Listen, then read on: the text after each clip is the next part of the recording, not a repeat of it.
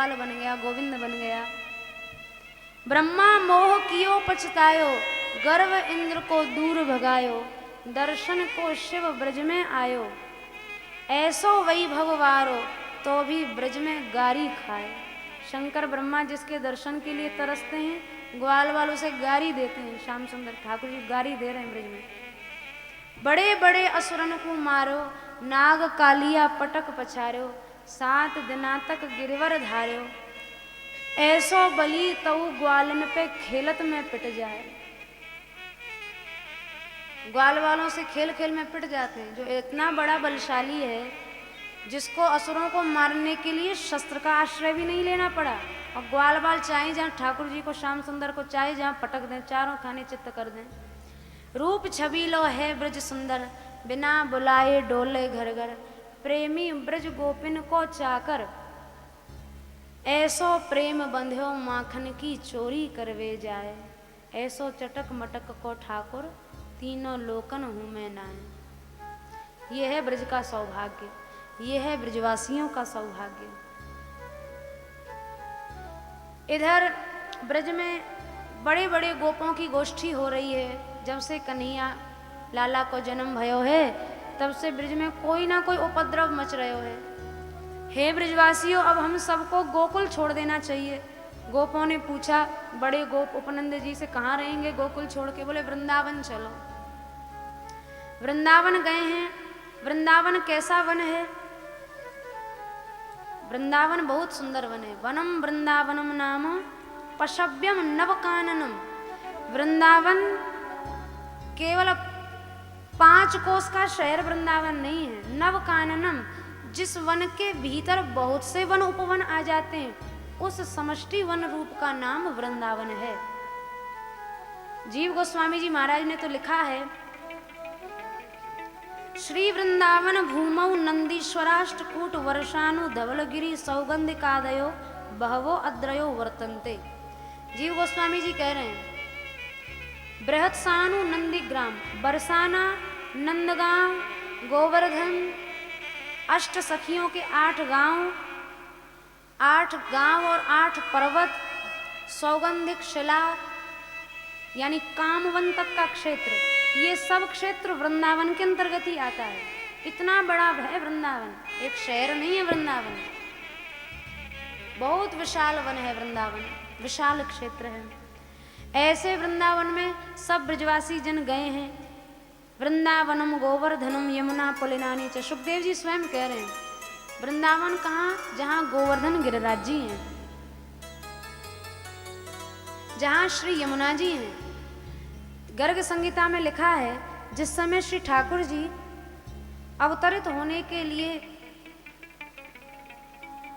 आ रहे थे, तो श्याम सुंदर ने श्री राधा रानी से प्रार्थना की, हे स्वामिनी, जो आप नहीं चलोगी तो हम ब्रज में जाके अकेले क्या कर लेंगे, कोई लीला ही नहीं बनेगी, तो आप भी चलो। तो श्री राधा रानी ने मना कर दिया, बोले हम नहीं जाएंगे। क्यों नहीं जाएंगे? तो श्री जी ने वहाँ स्वयं कहा है, यत्र वृंदावनम नास्ति यत्र नो यमुना नदी यत्र गोवर्धनो नास्ति न तत्र में मनः सुखम। जहाँ वृंदावन नहीं है, जहाँ गिरिराज गोवर्धन नहीं है, जहाँ श्री यमुना जी नहीं है, वहाँ मेरे मन को किसी प्रकार सुख नहीं मिल सकता है। तब श्री ठाकुर जी ने गोलोक से 84 कोस ब्रज भूमि को अवतरित किया है। गोलोक से इस भूमि का अवतरण हुआ है, ब्रज भूमि का। वेद नाग क्रोश भूमिम प्रेषयामास भूपरी। 84 कोस ब्रजमंडल को श्री ठाकुर जी ने श्री जी के सुख के लिए, क्योंकि धाम नहीं तो लीला कहाँ होगी, संपूर्ण 84 कोस ब्रजमंडल को धाम में भेजा है। यमुना जी आई हैं, वृंदावन, गोवर्धन, गोकुल, ये संपूर्ण ब्रजमंडल आया है। तो जब यमुना जी आने लगी तो गंगा जी को मन में बड़ा कष्ट हुआ। गंगा जी सोच रही, देखो यमुना जी को तो सौभाग्य मिल जाएगा इन लीलाओं का, हम तो वंचित रह जाएंगे। तब वहाँ श्री ठाकुर जी ने गंगा जी को संकेत किया, अगर तुम्हें जाना है ब्रज में तो यमुना जी में ही लीन हो जाओ। तो वहाँ गर्ग संहिता में आया है, तदैव विरजा साक्षात गंगा ब्रह्मद्रवोद्भवा द्वौ नद्यौ संप्रलीने तु। उसी समय 2 नदियाँ, एक विरजा नदी और एक गंगा जी। गंगा जी को वहाँ ब्रह्मद्रव कहा है। ये दोनों नदियां यमुना जी में जाके मिल गई हैं। तब श्री गंगा जी को और विरजा जी को ब्रजलीला को देखने का सौभाग्य प्राप्त हुआ है। तदैव विरजा साक्षात गंगा ब्रह्मद्रवोद्भवा, गंगा जी को ब्रह्मद्रव कहा, यानी भगवान का द्रवीभूत स्वरूप ही गंगा जी हैं। एक बार गर्ग संहिता की कथा है। श्री नारद जी महाराज वीणा बजाते बजाते वेद नगर में पहुंचे। वहां देखा बड़े सुंदर सुंदर स्त्री पुरुष हैं, बड़े सुंदर सुंदर, लेकिन हैं तो बहुत सुंदर पर सब विकलांग हैं, सब पंगु हैं। किसी के हाथ नहीं तो किसी के कान नहीं तो किसी के चरण नहीं। नारद जी ने उनसे पूछा, भैया तुम स्वरूप से तो बहुत सुंदर हो, पर तुम्हारी विकलांगता का क्या कारण है? तो उन सब ने कहा, महाराज हम सब राग रागनियां हैं, और एक नारद नाम का ऋषि है जो बहुत उल्टी सीधी राग रागनियां गाता है। दिन का राग रात में गाएगा, रात का राग दिन में गाएगा। उल्टे सीधे समय पर राग रागनियों के गाने से उसने हमें अपंगु कर दिया, विकलांग कर दिया है। तो नारद जी कह रहे हैं तो बढ़िया है, इन्हें पता नहीं कि हम ही नारद हैं, नहीं तो ये छोड़ेंगे नहीं। तो नारद जी बोले, तो भाई तुम्हारी विकलांगता दूर हो जाए इसका कोई उपाय हो सकता है? बोले एक ही उपाय, अगर नारद ठीक से राग रागनी सीख ले, ठीक से संगीत की शिक्षा ले ले, तो फिर से हम स्वस्थ हो सकते हैं। तो नारद जी को उसके लिए क्या करना चाहिए? तो उन राग रागनियों ने कहा, सरस्वती जी की सिद्धि करनी चाहिए। अगर सरस्वती जी प्रसन्न हो जाएं तो उन्हें अपने आप 56 कोटि ग्राम की देव दुर्लभ संगीत की शिक्षा उन्हें प्रदान कर देंगे। तब नारद जी ने खूब तप किया हजारों वर्ष तक, और श्री सरस्वती जी प्रकट हुई हैं, और श्री सरस्वती जी ने उनको सभी जो संगीत न पृथ्वी पे है, न स्वर्ग में है, न किसी लोक में है, ऐसा दिव्य संगीत की शिक्षा स्वयं सरस्वती जी ने नारद जी को दी है। अब नारद जी उस संगीत की शिक्षा पाके अब किसी को कुछ आ जाए तो फिर वो यही तो चाहता है ना कि लोग जान जाए हमें यह आता है। तो नारद जी ने क्या किया, सीधे गए ब्रह्मलोक, ब्रह्मा जी को संगीत सुनाने। पर देख रहे हैं ब्रह्मा जी को तो सृष्टि बनाने बिगाड़ने से फुर्सत नहीं है, कहाँ संगीत सुनेंगे, इनके पास कोई टाइम नहीं है। शंकर जी के पास गए तो वहाँ जाके देखा इन्हें समाधि से चैन नहीं है, ये कहाँ हमारा संगीत सुनेंगे। सूर्य देव के पास गए तो देखा इनको दिन रात चलने से ही फुर्सत नहीं है, ये कहाँ संगीत सुनेंगे। कहीं उनको अपना संगीत सुनाने योग्य कोई दिखाई नहीं पड़ा। तब आखिर में श्री नारद जी गोलोक पधारे। वहाँ गोलोक की एक निकुंज में श्री राधा माधव युगल सरकार निकुंजेश्वरी श्री राधा रानी श्याम सुंदर के साथ विराजी हुई थी। वहाँ जाकर श्री ठाकुर जी ने ऐसा संगीत, वो नारद जी महाराज ने ऐसा संगीत छेड़ा है, ऐसा संगीत छेड़ा है। उसी समय उनके संगीत को सुनकर श्री ठाकुर जी का शरीर जल की तरह प्रवाहित होने लगा, पिघल गया, द्रवित हो गया शरीर। और उस संगीत को सुनने से श्याम सुंदर का शरीर जो द्रवीभूत हुआ, वह द्रवित शरीर ही गंगा जी के रूप में परिणत हुआ। इसलिए गंगा जी का एक नाम ब्रह्मद्रव भी है, वे ब्रह्मद्रव हैं। ब्रह्म का द्रवीभूत स्वरूप ही श्री गंगा जी है। तो वे गंगा जी जो साक्षात ब्रह्म का द्रवीभूत स्वरूप है, उन्हें भी ब्रजलीला का सौभाग्य नहीं मिला। ब्रजलीला के सौभाग्य के लिए श्री गंगा जी यमुना जी में आकर लीन हुई हैं, और यमुना जी जब ब्रजभूमि में आई हैं तब श्री ठाकुर जी का लीला दर्शन का सौभाग्य अवसर उनको प्राप्त हुआ है। तो ये लीलाएं इतनी दिव्य हैं। हमारे ब्रज में बेलवन स्थान है वृंदावन के निकट, वहाँ लक्ष्मी जी 60,000 वर्ष से 60,000 वर्ष तप किया उन्होंने, अब तक तप कर रही हैं। किसी तरह से ब्रजरस मिल जाए, ये सौभाग्य गोपियों जैसा मिल जाए। पर लक्ष्मी जी को भी तप करती रहें भले, गोपियों जैसा सौभाग्य थोड़ी मिल जाएगा, क्योंकि लक्ष्मी ऐश्वर्य की देवी हैं और ब्रज माधुर्य रस प्रधान भूमि है, और ऐश्वर्य और माधुर्य की तो कभी बन नहीं सकती। हाँ, लक्ष्मी जी अगर ऐश्वर्य छोड़ के साधारण गवार गोपी बन के अगर ब्रज में आ जाएं तो उन्हें भी लीला रस मिल सकता है, पर वे अपना ऐश्वर्य छोड़ नहीं सकती और माधुर्य रस ऐश्वर्य वाले को मिल नहीं सकता है। तो जो सौभाग्य ब्रह्मा शंकर लक्ष्मी का भी नहीं है, वो सौभाग्य ब्रज की गोपियों का है। वृंदावन में आए हैं सब ब्रजवासी जन और यहाँ आके श्याम सुंदर वत्सपाल बन गए हैं। वत्सपाल यानी बछड़े चराने लगे। एक दिन बछड़े चराते हुए जंगल में गए, वत्सासुर नाम के दैत्य का संहार किया। बगुले का रूप धारण करके बकासुर आया, श्री बालकृष्ण लाल ने उसका भी उद्धार संहार किया। और उसके पश्चात अघासुर वध की लीला की चर्चा सुखदेव जी महाराज ने की है। 4 कोस लंबा चौड़ा स्वरूप धारण करके, सर्प का रूप धारण करके अघासुर ब्रज में लेट गया। अब बहुत से ग्वाल वालों को वो सच्चा सर्प भी झूठा प्रतीत होने लगा। कोई कहे गुफा है, कोई कहे सर्प है। और ठाकुर जी के बल का स्मरण करके, भरोसा करके वे सब के सब सर्प के मुख में प्रवेश कर गए। इधर श्री ठाकुर जी उन ब्रजवासी ग्वाल वालों के प्राण रक्षा के युक्ति को सोचकर अघासुर के मुख में प्रवेश किए हैं। जैसे ही मुख को बंद करना चाहा, विशालाकार कर लिया, प्राणवायु अवरुद्ध हो गई, कंठ रुंध गया और अघासुर का छटपटाते हुए प्राणांत शरीरांत हो गया। अघासुर वध के बाद सब ब्रजवासी ग्वाल वालों ने श्री कृष्ण के साथ छाक लीला की है, बड़ी सुंदर छाक लीला। जब श्याम सुंदर बछड़ा चराने जाते हैं जंगल में, तो जंगल में भूख लगे तो कहाँ से खावें, कैसे खावें पीवें। तो यशोदा मैया पीछे से छकिहारिनों को भेजती थी।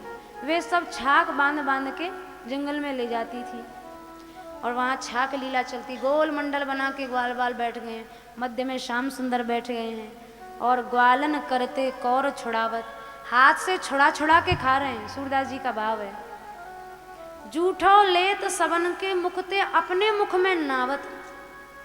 कितनी अति प्राकृत लीला है। जूठो लेत सबन के मुखते, ग्वाल वालों के मुंह से निकाल निकाल के श्याम सुंदर खा रहे हैं। अब किसको नहीं मोह होगा ये लीला देख के। हा हा करके मांग लेते हैं, कहत मोहे अति भावत। ग्वाल वाल नहीं देने, रे कन्हैया ये तो झूठो है गो, या मत खावे। ना ना, हा हा कर गिड़गड़ा के मांग लेते हैं, मनोहार करके मांग, पैरों में गिर गिर के ले लेते हैं। हा हा करके मांग लेते हैं, कहत मोहि अति भावत। यह महिमा वे ही पुनि जानत, जाहे आप जनावत। पर इस महिमा को वो ही जानते हैं, सोई जाने जाहे देहु जनाई। जिसे भगवान चाहेंगे उसी को ज्ञान होगा, बाकियों को तो भ्रम हो जाएगा, मोह हो जाएगा। राम देख आचरण तुम्हारे, जड़ मोह ही बुध हो ही सुखारे। जड़ तो भ्रमित हो जाएंगे, मोहित हो जाएंगे। सूर श्याम सपने नहीं दरसत, मुनिजन ध्यान लगावत। ग्वालन करते कौर छुड़ावत। बड़े बड़े मुनियों को तो वे समाधि में भी ध्यान में नहीं आते हैं और यहाँ ग्वाल वालों का जूठा खा रहे हैं। एक बड़ी सुंदर छाक लीला है। ब्रज में एक स्थान है कुमुदवन, कुमुदवन की छाक लीला है। ग्वाल वालों के साथ श्याम सुंदर छाक लीला कर रहे हैं। श्री ठाकुर जी बहुत मीठा दही है, ग्वाल वालों को चखा रहे हैं और फिर ग्वाल वाल चाख लें तो उसी जूठे हाथ को स्वयं चाट लेते हैं और बहुत अच्छा दही है ऐसा कह के बड़ी प्रशंसा दही की कर रहे हैं। बहुत सुंदर पद है श्री परमानंद दास जी महाराज का। आज दधि मीठो मदन गोपाल, आज दधि मीठो मदन गोपाल, आज दधि मीठो मदन गोपाल, आज दधि मीठो मदन गोपाल। भावत मोहि तिहारो, झूठो भावत मोहि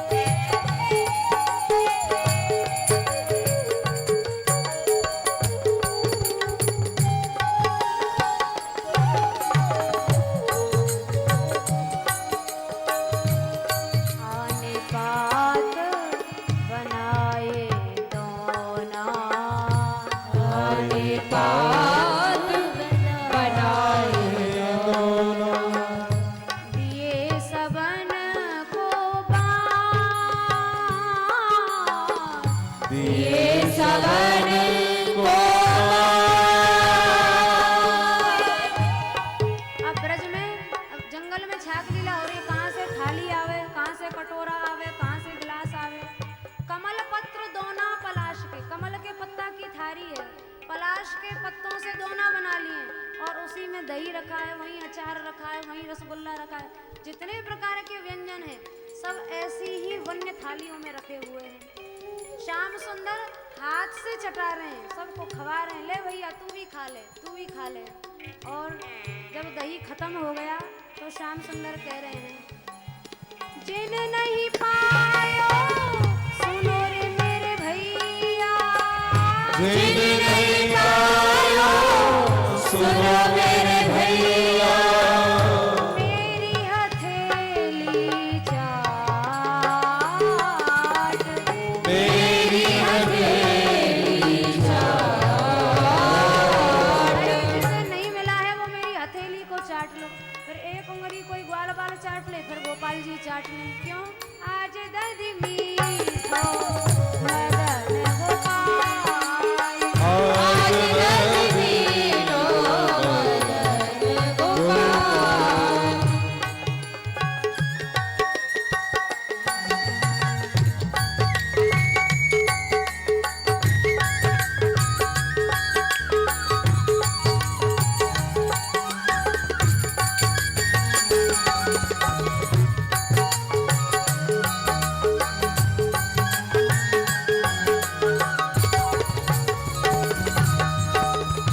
बहुत दिना हम बसे कुमुदवन, बहुत दिना हम बसे कुमुदवन, कृष्ण तिहारे सा, कृष्ण तिहारे सा, ऐसो स्वाद कबहु नहीं आयो, ऐसो स्वाद कबहु नहीं आयो, सुन गोकुल के नाथ, सुन गोकुल के नाथ, आज दही मीठो मदन गोपाल, आज दही मीठो मदन गोपाल। बार बार करे भैया तेरे संग कुमुदवन में बहुत बार छाक लीला करी है, पर ऐसा स्वाद कभी नहीं आया। कहा बात है? कारण यह था कि श्याम सुंदर, एक तो वह दही श्री जी के हाथ का बना हुआ था। श्याम सुंदर एक निकुंज में जाके श्री राधा रानी का भोग लगा के वो दही लाए थे, इसलिए ग्वाल वालों को ऐसा स्वाद, श्री जी का अधर प्रसाद ग्वाल वालों को कभी नहीं मिला, आज पहली बार कुमुदवन में मिला। तो ग्वाल वाल वाह वाह कर रहे, भैया ऐसो मीठो दही नहीं खायो, ये तो बड़ो विलक्षण स्वाद है। आपन हसत हसावत ग्वालन, आपन हसत हसावत ग्वालन, मानुष लीला रूप, मानुष लीला रूप, परमानंद प्रभु हम सब जानत, परमानंद प्रभु हम सब जानत, तुम त्रिभुवन के भूप, तुम त्रिभुवन के भूप, आज दही मीठो मदन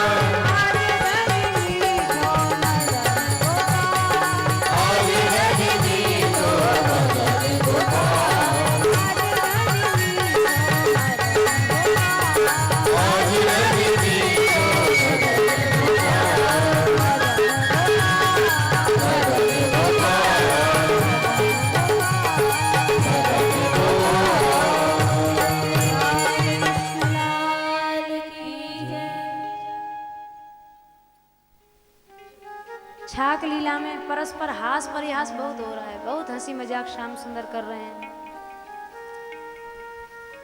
आप हंसत हंसावत ग्वालन मानुष लीला रूप, ये है मनुष्य लीला, नरावतार की लीला।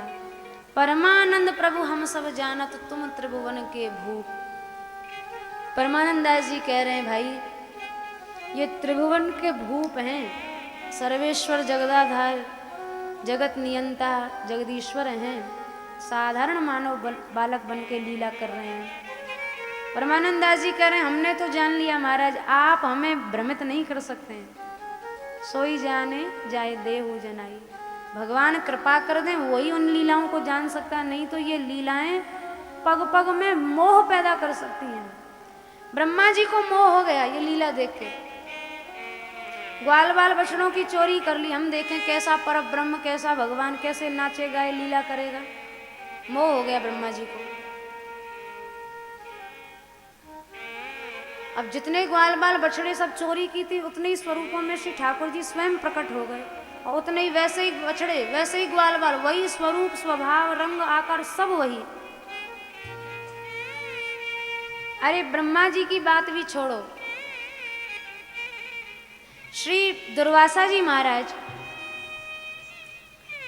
बड़ी सुंदर ये कथा प्रसंग गर्ग संहिता में प्राप्त होता है। एक बार दुर्वासा जी रमण रेती में गए, ब्रज में स्थान है गोकुल के निकट ही रमण रेती, वहां गए तो वहां जाके दुर्वासा जी महाराज ने देखा एक छोटा सा बालक, श्रीमन मदन गोपालम लुठंतम बालकैः सह परस्परम प्रयुध्यंतम बालकेलम मनोहरम।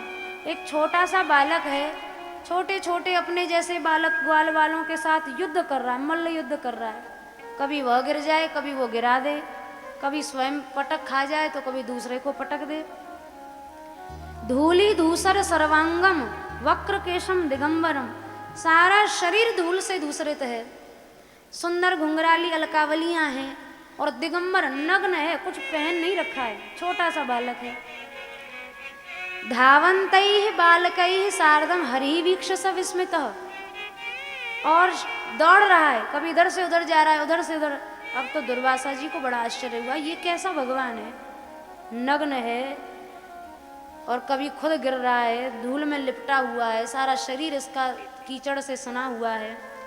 स ईश्वरोयम भगवान कथम बालैलुठन भुवि, ये ईश्वर कैसे हो सकता है। दुर्वासा जी को मोह हो गया, जबकि दुर्वासा जी भगवान के गुरु हैं, गुरु जी को भी मोह हो गया।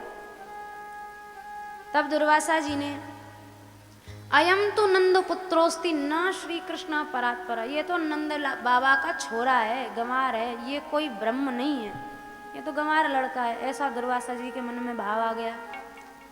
इत्थम मोहम गते तत्र दुर्वाससी महामनो, इस तरह दुर्वासा जी को मोह हो गया। क्रीडन कृष्ण समीपे तदंके ह्यागतः स्वयं, तब तक क्या हुआ, छोटे से बालकृष्ण लाल दौड़ते दौड़ते दुर्वासा जी की गोदी में ही धड़ से आ गिरे, और आके कभी तो दुर्वासा जी की दाढ़ी को पकड़ें, कभी दाढ़ी नचावें और खूब हंसें और हंसावें। और दुर्वासा जी सोच रहे हैं बालक बड़ा ढीठ है, डर भी नहीं रहा है। हम बार बार दुर्वासा जी की दाढ़ी पकड़ के हिला रहे हैं बालकृष्ण लाल, फिर दाढ़ी को कान पे छुआ दें, कभी मस्तक से लगा दें, कभी नाक में घुसा दें। दुर्वासा जी ने कहा बड़ा ढीठ छोरा है। तब तक क्या हुआ, श्याम सुंदर जोर जोर से दाढ़ी पकड़ पकड़ के नचा रहे हैं और हंस रहे हैं। अब ऐसी जोर की हंसी हंसे कि दुर्वासा जी उनकी हंसी के साथ ही उनके मुंह में चले गए। अब मोह भंग कराएंगे ठाकुर जी दुर्वासा जी का, अब मुंह में चले गए। अब वहाँ दुर्वासा जी ने क्या देखा, एक दूसरा ब्रह्मांड की रचना हो गई है। उस ब्रह्मांड में अनेकों द्वीपों में दुर्वासा जी महाराज घूमने लगे हैं, और नाना द्वीपों में घूमते घूमते एक श्वेत रंग का पर्वत, सफेद रंग का पहाड़ दिखाई पड़ा, उस पर्वत पर चढ़ गए। दुर्वासा जी सोच रहे हैं कहाँ आफत में आप हंसे, चलो भजन करते हैं, भजन ही छुड़ाएगा मोह से पीछा। तब वहां दुर्वासा जी महाराज ने उस पर्वत पर 100 करोड़ वर्ष तक तपस्या की है। अब उसके बाद वहां प्रलय हो गई। अब प्रलय में भागे दुर्वासा जी, एक अजगर सामने आया। अब अजगर ने मुंह में निगल लिया दुर्वासा जी को। अब वहां दुर्वासा जी ने फिर दूसरा ब्रह्मांड देखा, उस ब्रह्मांड में फिर प्रलय हो गई, फिर दुर्वासा जी भाग रहे हैं। 2 परार्ध तक ब्रह्मा जी की आयु तक दुर्वासा जी वहीं घूमते रहे उसी ब्रह्मांड में, कभी गिर जाएं फिर उठें, फिर पानी में बहने लग जाएं, फिर उठ जाएं, फिर भागें, फिर दौड़ें। 2 परार्ध की आयु ब्रह्मा जी की। ब्रह्मा जी का एक दिन ही लगभग 9 अरब वर्ष का होता है, और ऐसी 100 साल की आयु ब्रह्मा जी की। इतने हजार लाख करोड़ वर्षों तक दुर्वासा जी भागते रहे। फिर आखिर में स्मरण शक्ति भी गायब हो गई दुर्वासा जी की, कुछ नहीं याद रहा। फिर एक ब्रह्मांड दिखाई पड़ा, उस ब्रह्मांड में एक छिद्र था, उस छिद्र में घुस गए। फिर दूसरे ब्रह्मांड में पहुंच गए, वहां पहुंचे तो विरजा नदी दिखाई पड़ी, नदी को पार किया तो साक्षात गोलोक धाम में पहुंच गए। और गोलोक में गिरिराज जी को देखा, यमुना जी को देखा, वृंदावन देखा, बरसाना नंदगाम संपूर्ण ब्रजभूमि देखी। एक निकुंज में राधा श्याम सुंदर युगल सरकार बैठे हुए थे, वहां गए तो ठाकुर जी को देखकर दुर्वासा जी का थोड़ा सा मन शांत हुआ। वहां दुर्वासा जी महाराज, वहां श्याम सुंदर हंसने लगे गोलोक में, तो दुर्वासा जी फिर उनके मुंह में चले गए। फिर श्री ठाकुर जी की श्वास के साथ फिर दुर्वासा जी बाहर आ गए, और जब बाहर आए तो देखा वही रमण रहती है, वही धूल में वही बालक लोटपोट हो रहा, खूब हंस रहा है। अब तो दुर्वासा जी की बुद्धि ठिकाने लग गई। वहां दुर्वासा जी ने नंदनंदन स्तोत्र बनाया, बहुत सुंदर स्तोत्र है। बालम नवीन शतपत्र विशाल नेत्रम बिंबाधरम सजन मेर रुचिम मनोज्ञम मंदस्मितम मधुर सुंदर मंदयानम श्री नंदनंदनम अहम मनसा नमामि।